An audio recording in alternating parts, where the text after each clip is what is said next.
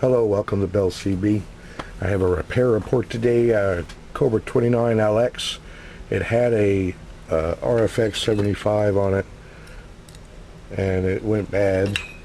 And he had different uses for the radio. Now wants to push it into a Texas Star 399. So that's what we set it up for now. We'll remove the RFX and put in a Mosfet final. This is what we got on it now.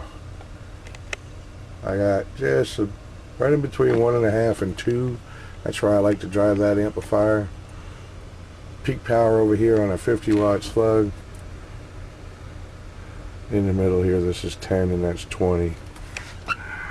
Audio, check, check, check, check, check. Audio, 1, 2, 3, 4, 5. Audio, check, check, check, check, check, check. Audio. Audio, check, check, check, check, check, check, check. 1, 2, 3, 4, 5. Audio. Check, check, check, check, check. Audio. 1, 2, 3, 4, 5. Audio. Check, check, check. 1, 2, 3, 4, 5. Audio. Check, check. All right.